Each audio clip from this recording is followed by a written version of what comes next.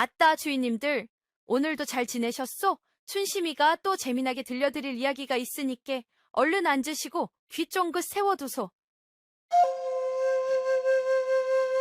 이야기의 시작은 저 멀리 남쪽 바다, 제주도로 향하던 큰 배 위에서부터랍니다. 김진사가 아버지의 부임지로 가던 길이었지요.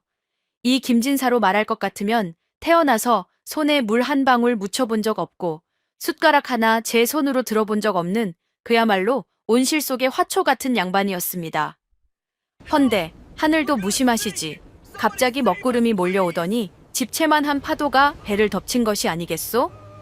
아이고, 사람 살려. 비명소리가 바다를 메우고 배는 산산조각이 나버렸습니다. 얼마나 시간이 흘렀을까. 뜨거운 태양이 내리쬐는 어느 낯선 모래사장 위. 정신을 차린 것은 김진사와 그의 집안 여종 둘, 덕이와 분이뿐이었습니다. 김진사는 젖은 도포자락을 힘겹게 끌며 일어났습니다. 갓은 어디로 갔는지 상투는 풀어 헤쳐져 엉망이었고 입안은 소금기로 쩍쩍 갈라졌지요. 그는 습관처럼 호통을 쳤습니다. 걔 아무도 없느냐. 목이 마르구나. 당장 냉수 한 사발 대령해라. 하지만 돌아오는 것은 파도 소리뿐. 저 멀리서 부엌대기 여종 덕이가 깨진 바가지 조각으로 모래사장을 파고 있었지요. 김진사는 비틀거리며 덕이에게 다가갔습니다. 인연, 상전이 물을 찾는데 들리지도 않느냐. 어서 물을 떠 오너라. 그때였습니다. 땀을 뻘뻘 흘리며 흙탕물을 퍼내던 덕이가 천천히 고개를 들었습니다. 그녀의 눈빛은 한양에서 보던 순종적인 종의 눈빛이 아니었습니다. 생존을 위협받는 맹수의 눈빛이었지요. 덕이는 차갑게 쏘아붙였습니다. 목이 마르십니까, 나리? 그럼 무릎을 꿇고 직접 땅을 파시지요. 여기는 한양이 아닙니다. 나리가 마실 물을 내가 왜 팝니까? 김진사는 뒷목을 잡고 넘어갈 뻔했습니다. 이 무엄한 것, 네가 미쳤구나. 하지만 덕이는 대꾸도 하지 않고 등을 돌려버렸습니다.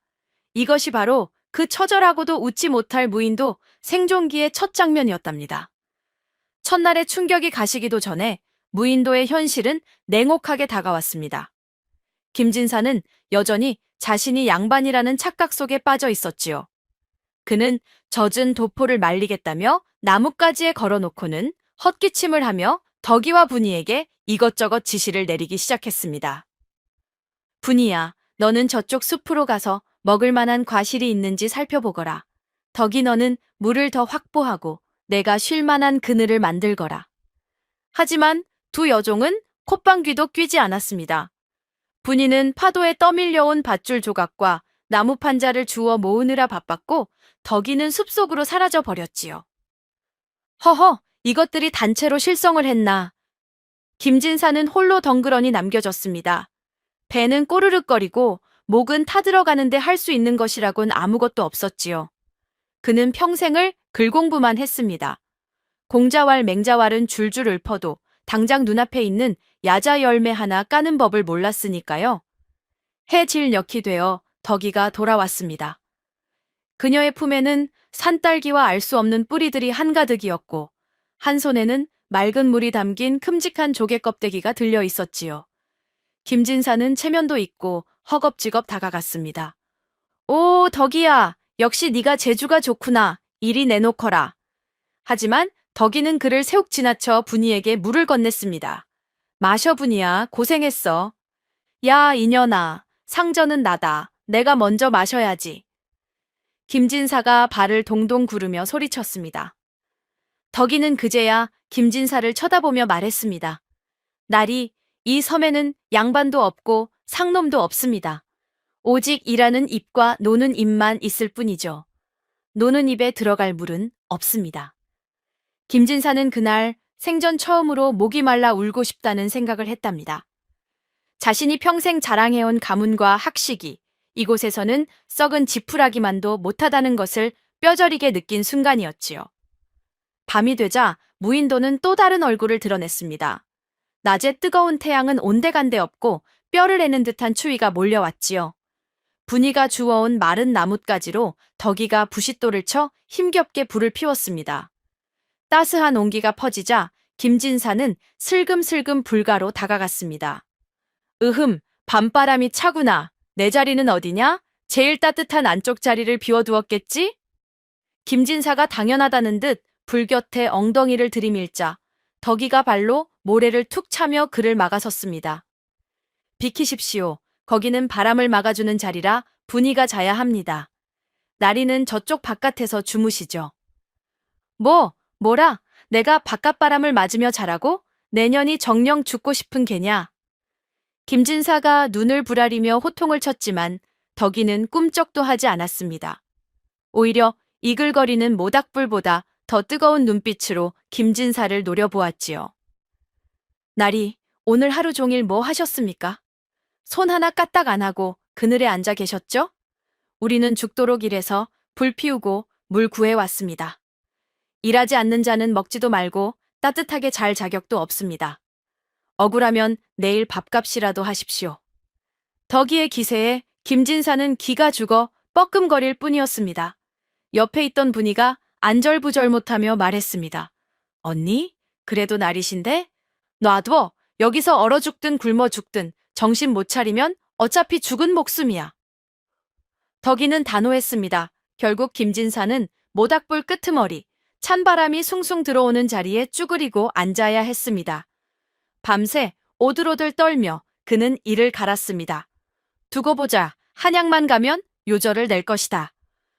하지만 그 분노 속에는 당장 내일 굶어 죽을지도 모른다는 원초적인 공포가 스멀스멀 피어오르고 있었지요. 다음 날 아침, 김진사는 배고픔에 눈을 떴습니다. 어제 저녁도 굶었으니 속이 뒤집힐 지경이었지요. 덕이와 분이는 이미 일어나 바닷가로 나가 있었습니다. 물이 빠진 갯벌에는 조개와 개들이 지천으로 널려 있었지요. 김진사는 자존심을 꾹 누르고 바닷가로 나갔습니다. 그래, 내 손으로 잡아먹으면 될 것 아니냐.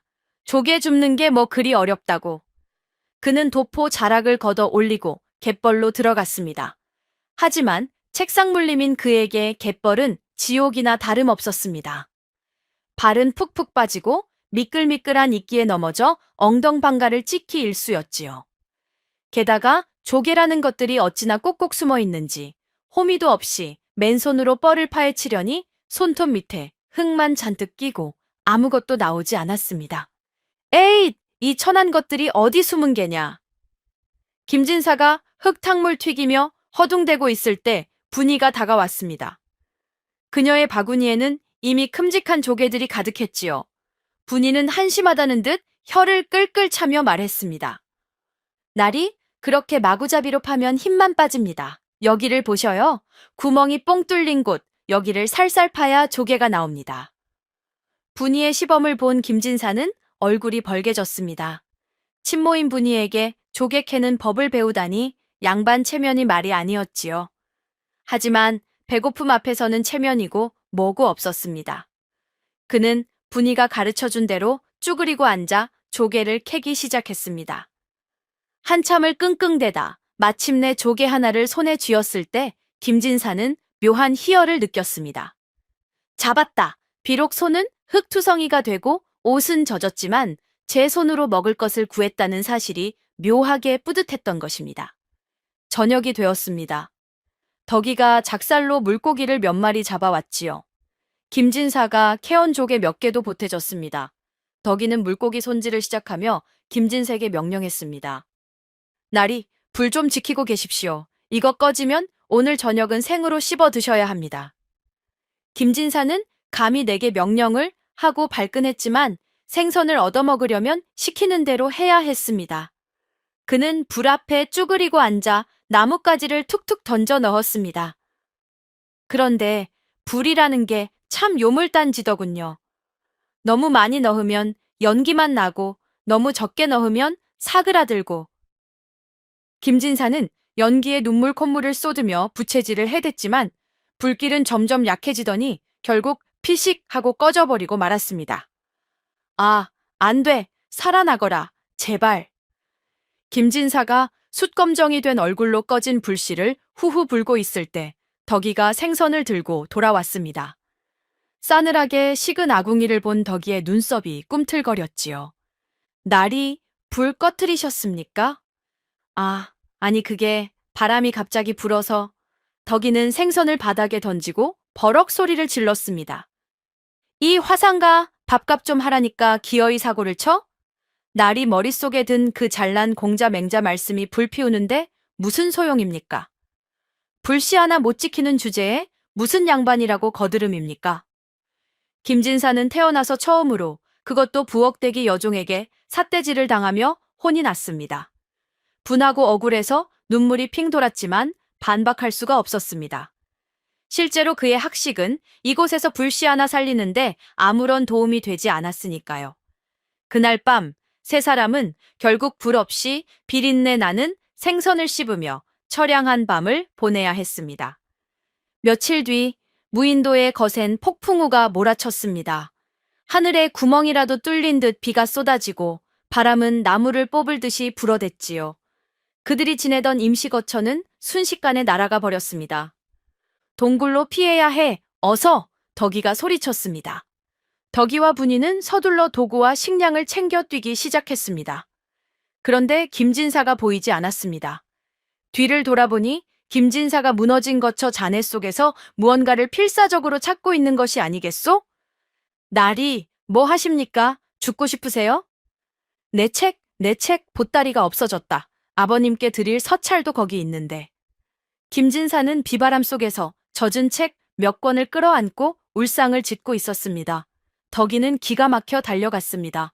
그녀는 김진사의 품에서 책 보따리를 획 낚아채더니 가차없이 바다 쪽으로 던져버렸습니다. 안 돼! 내 책! 김진사가 비명을 지르며 달려가려 하자 덕이가 그의 멱살을 잡고 거칠게 흔들었습니다.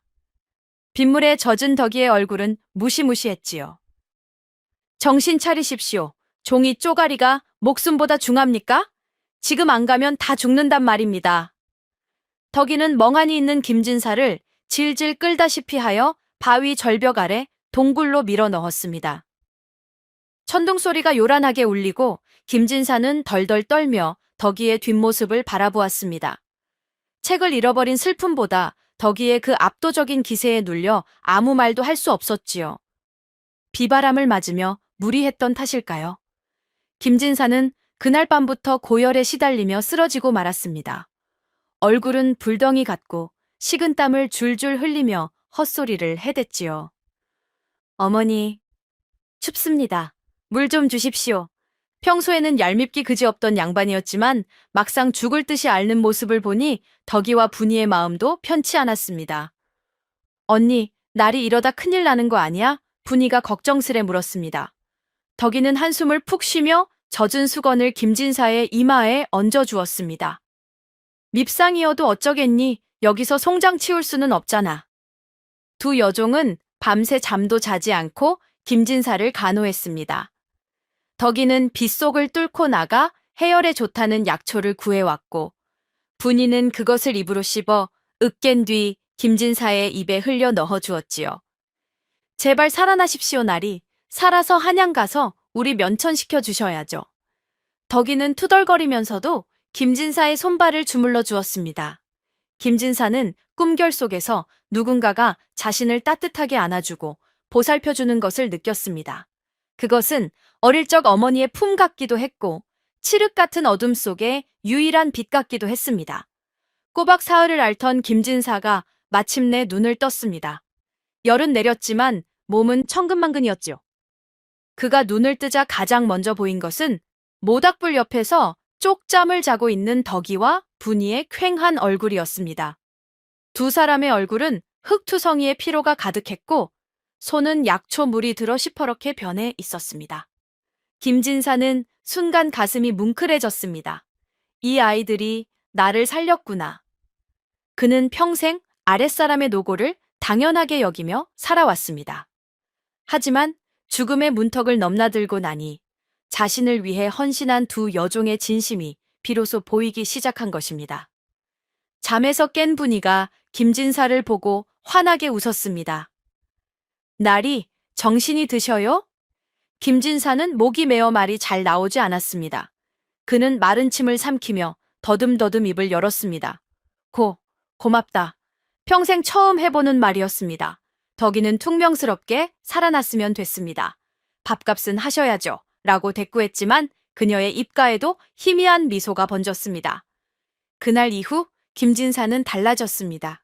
그는 거추장스러운 도포 자락을 과감히 잘라내 묶어 올리고 누가 시키지 않아도 스스로 장작을 나르기 시작했습니다. 비록 힘은 없고 서툴렀지만 더 이상 짐이 되지 않으려는 그의 노력은 두 여종의 마음을 조금씩 움직이기 시작했지요. 무인도 생활이 길어지자 입고 있던 옷들이 해지고 찢어지기 시작했습니다. 특히 험한 일을 많이 하는 덕이의 옷은 거의 누더기가 다 되었지요. 어느 날 김진사는 분이가 바위에 앉아 무언가 아에 열중하고 있는 것을 보았습니다. 가까이 가보니 그녀는 식물 줄기에서 섬유를 뽑아내 꼬아서 실을 만들고 생선 뼈를 갈아 만든 바늘로 덕이의 옷을 기워주고 있는 것이 아니겠소? 아니, 분이야, 도구도 없는데 어찌 이런 솜씨를? 분이는 쑥스러운 듯 웃으며 말했습니다. 한양에 있을 때 어깨 너머로 배운 것들입니다. 이가 없으면 잇몸으로라도 살아야지요. 김진사는 분이의 손재주와 지혜에 감탄했습니다. 그는 그동안 기술이나 노동을 천한 것이라 여겨왔습니다. 하지만 이곳에서는 공자의 말씀보다 분이의 바늘 한 땀이 훨씬 더 귀하고 소중한 것이었지요. 그는 분이 옆에 앉아 서투르게 실 꼬는 것을 도왔습니다. 내 옷도 좀 부탁하자꾸나. 엉덩이가 다 보여서 채통이 말이 아니다. 김진사의 농담에 분이가 까르르 웃음을 터뜨렸습니다. 식량이 점점 부족해지자 이제는 갯벌의 조개만으로는 버티기가 힘들어졌습니다.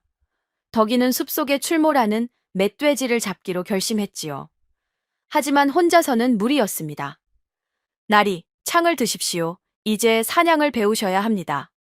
덕이는 김진사의 손의 끝을 뾰족하게 깎은 대나무 창을 쥐어주었습니다. 김진사는 엉겁결에 창을 잡았지만 팔이 후들거렸지요. 이걸로 저 흉폭한 짐승을 어찌 잡느냐. 저와 분이가 몰입꾼을 할 테니 나리는 길목을 지키다가 놈이 오면 찌르시면 됩니다. 못하면 우린 다 굶어 죽습니다. 덕이는 엄한 스승이 되어 김진사를 훈련시켰습니다. 어깨에 힘을 빼십시오. 눈은 목표를 놓치지 말고 허리를 쓰셔야 합니다. 김진사는 덕이의 호령에 맞춰 하루 종일 창 던지는 연습을 했습니다. 손바닥에 물집이 잡히고 어깨가 빠질 듯 아팠지만 그는 포기하지 않았습니다. 나도 밥값을 해야 한다. 그의 눈빛에 전에 없던 도끼가 서리기 시작했습니다. 결전의 날이 왔습니다. 덕이와 분이가 숲속에서 요란한 소리를 내며 멧돼지를 몰기 시작했습니다. 우와, 저쪽이다. 수풀이 흔들리고 거대한 멧돼지 한 마리가 김진사가 숨어있는 길목으로 돌진해 왔습니다. 멧돼지의 거친 숨소리와 땅을 울리는 발굽소리에 김진사는 당장이라도 도망치고 싶었습니다. 하지만 굶주린 덕이와 분이의 얼굴이 떠올랐습니다. 여기서 물러서면 사내도 아니다. 김진사는 이를 악물고 연습한 대로 창을 힘껏 내던졌습니다. 피웅! 창은 정확히 멧돼지의 옆구리에 꽂혔습니다. 꾸익! 멧돼지가 비명을 지르며 날뛰자 숨어있던 덕이가 달려나와 돌로 멧돼지의 머리를 내리쳐 숨통을 끊었습니다. 날이 해내셨습니다. 덕이가 피 묻은 얼굴로 환호했습니다. 김진사는 주저앉아 거친 숨을 몰아쉬었습니다. 생전 처음으로 자신의 힘으로 생명을 사냥하고 식량을 구했다는 벅찬 성취감이 가슴을 채웠습니다. 그날 저녁 세 사람은 모닥불에 둘러앉아 노릇노릇 구워진 멧돼지 고기를 배불리 먹으며 처음으로 다 함께 큰 소리로 웃고 떠들었습니다. 배를 채우고 나니 밤하늘의 별이 유난히 밝고 아름답게 보였습니다. 세 사람은 모닥불가에 누워 하늘을 올려다보았습니다. 파도 소리와 타닥거리는 장작 소리가 배경음악처럼 깔렸지요. 날이, 저 별은 이름이 뭡니까? 분이가 물었습니다. 김진사는 손가락으로 별들을 가리키며 설명해 주었습니다. 저것은 북두칠성이고 저기 빛나는 것은 견우와 직녀성이란다. 그는 흥에 겨워 예전에 외워두었던 별에 관한 시 한 수를 낭낭하게 읊었습니다. 하늘의 별은 바다에 잠기고 나그네의 마음은 고향을 그리네. 이전에는 그저 지루하고 쓸모없게만 들렸던 김진사의 글 읽는 소리가 오늘 밤은 왠지 모르게 낭만적이고 아름답게 들렸습니다. 덕이는 턱을 괴고 김진사를 바라보며 생각했습니다. 저 양반 제법 멋있는 구석도 있었네. 시간이 흐르면서 세 사람 사이에는 미묘한 기류가 흐르기 시작했답니다. 김진사는 강인하고 씩씩한 덕이에게 의지하면서도 그녀의 당당함에 끌리기 시작했습니다. 그녀가 무거운 짐을 번쩍 들 때 보이는 건강한 팔근육이며 땀 흘린 뒤 바닷물로 세수하는 모습이 왠지 모르게 예뻐 보였지요. 동시에 세심하고 다정한 분이에게는 마음의 위로를 받았습니다. 그가 힘들 때마다 조용히 다가와 챙겨주는 분이의 따뜻한 손길에 마음이 흔들렸지요. 두 여종 역시 마찬가지였습니다. 처음에는 그저 짐덩거리 같던 김진사가 이제는 제법 듬직한 남자의 모습을 갖춰가고 있었으니까요. 서툴지만 열심히 일하는 모습, 위험할 때 앞장서려는 모습에서 그들은 나리가 아닌 사내를 느끼기 시작했습니다. 어느 날 김진사가 덕이의 머리에 묻은 낙엽을 떼어주다 눈이 마주쳤을 때 두 사람 얼굴이 홍당무처럼 빨개지고 말았습니다. 옆에서 그 모습을 본 분이의 눈빛도 묘하게 흔들렸지요. 아따, 무인도 삼각관계라니. 생존하기도 바쁜 와중에 사랑 싸움까지 하게 생겼으니 이를 어쩐단 말이오. 평화롭던 무인도 생활에 뜻밖의 위기가 찾아왔습니다. 어느 날 아침 수평선 너머에서 낯선 배 한 척이 나타나 섬 해변에 정박한 것입니다. 구조선인가 싶어 기뻐하며 달려가려던 찰나 덕이가 김진사를 낚아챘습니다. 쉿! 엎드리십시오. 저건 왜구들의 배입니다. 그들은 남해안을 약탈하고 밀무역을 일삼는 흉악한 왜구들이었습니다. 배에서 내린 10여 명의 왜구들은 칼과 조총으로 무장하고 있었고 섬을 수색하며 잠시 쉬어갈 모양이었습니다. 세 사람은 숲속 깊은 곳에 몸을 숨기고 숨을 죽였습니다. 발각되면 목숨이 위험한 상황. 김진사의 심장은 터질 듯이 뛰었습니다. 어찌하면 좋으냐. 저들이 우리를 발견하면 가만히 숨어 있다가 떠나기를 기다려야죠. 덕이가 속삭였습니다. 하지만 왜구들은 섬에 꽤 오래 머물 작정인 듯 천막을 치고 술판을 벌이기 시작했습니다. 게다가 그들이 진을 친 곳은 하필이면 세 사람의 식수원인 샘물 근처였습니다. 이대로 가다가는 목말라 죽거나 들키거나 둘 중 하나였습니다. 덕이는 초조해하며 작사를 고쳐 잡았습니다. 안 되겠습니다. 밤에 기습해서 몇 놈이라도 해치우고 물을 확보해야겠습니다. 안 된다. 저들은 조총까지 가지고 있어. 무모한 짓이다. 김진사가 덕이의 팔을 잡고 말렸습니다. 그럼 어쩌란 말입니까? 굶어 죽으란 말입니까? 김진사의 눈이 반짝였습니다. 그는 잠시 생각에 잠기더니 입가에 회심의 미소를 띄었지요. 힘으로는 안 된다. 하지만 놈들의 약점을 이용하면 승산이 있다. 머리를 써야지. 김진사는 왜구들이 미신을 몹시 두려워한다는 것을 책에서 읽은 적이 있었습니다. 그리고 이 섬에는 바람이 불면 기괴한 울음소리가 나는 바위 동굴이 있었지요. 귀신 소동을 벌이는 거다. 놈들을 공포에 질리게 해서 스스로 도망치게 만드는 거야. 김진사는 바닥의 나뭇가지로 작전 지도를 그리며 덕이와 분이에게 역할을 분담해 주었습니다. 그의 모습은 더 이상 쓸모없는 샌님이 아니라 작전을 지휘하는 장군처럼 늠름해 보였습니다. 그날 밤 칠흑 같은 어둠 속에서 김진사의 작전이 시작되었습니다. 왜구들이 술에 취해 곤드레만드레하고 있을 때였지요. 어디선가 기괴하고 소름 끼치는 울음소리가 들려왔습니다. 분이가 바람이 통하는 바위 틈에 대나무 피리를 꽂아 만든 소리였지요. 왜구들이 놀라 두리번거릴 때 이번에는 숲속에서 푸르스름한 도깨비불이 둥둥 떠다니기 시작했습니다. 덕이가 썩은 나무와 반딧불이 등을 이용해 만든 가짜 불이었지요.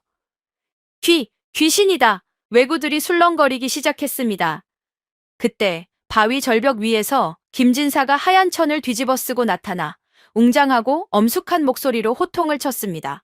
동굴의 울림을 이용해 그의 목소리는 천둥처럼 크게 들렸지요. 네, 이놈들. 감히 신성한 섬을 더럽히는 자들이 누구냐. 당장 떠나지 않으면 바다신의 노여움을 살 것이다.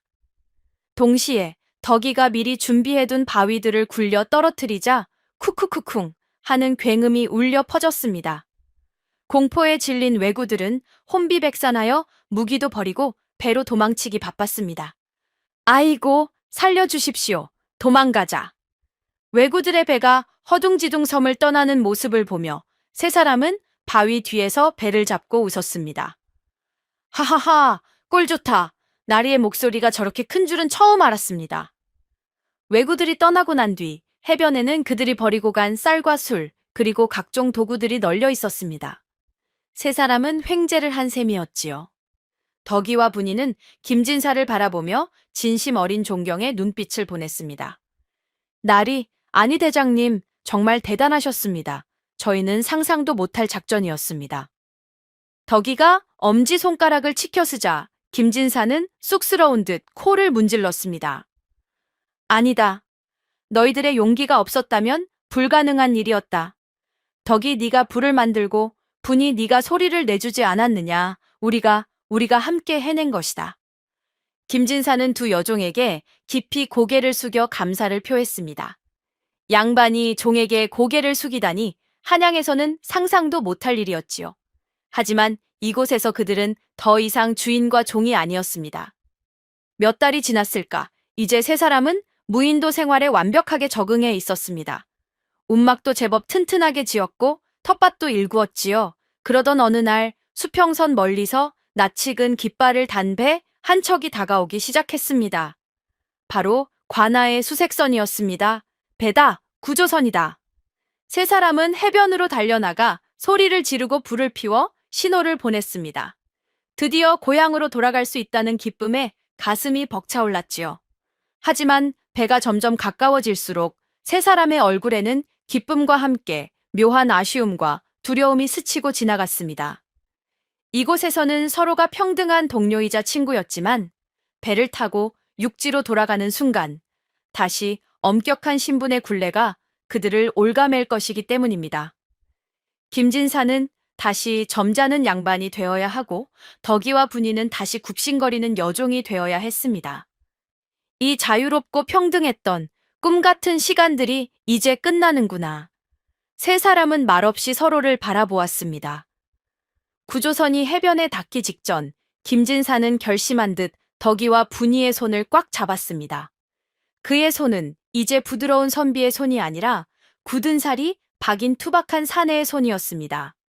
잘 듣거라. 한양으로 돌아가도 너희는 더 이상 내 종이 아니다. 너희는 내 생명의 은인이자 내 인생의 스승이며 내 둘도 없는 벗이다. 김진사의 눈시울이 붉어졌습니다.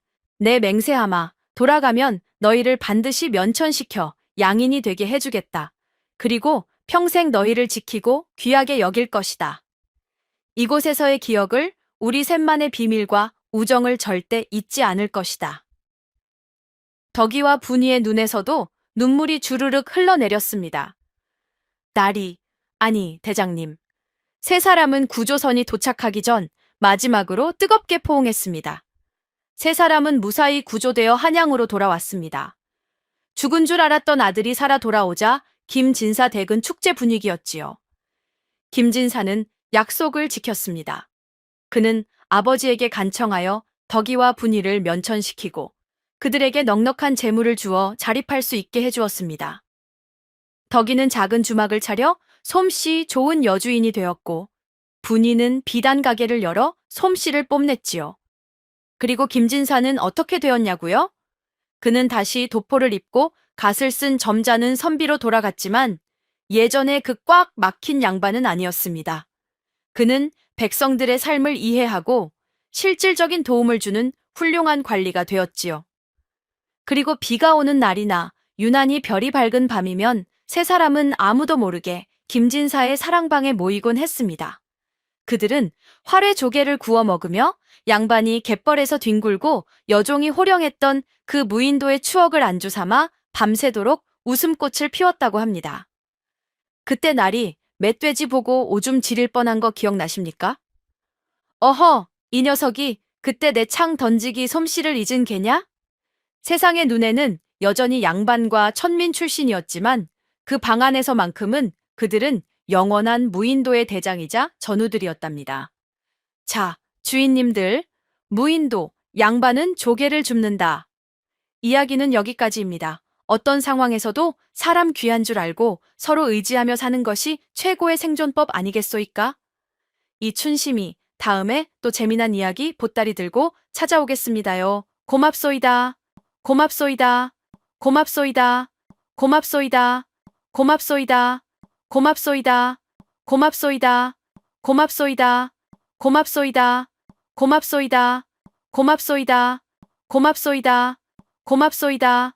고맙소이다. 고맙소이다. 고맙소이다. 고맙소이다.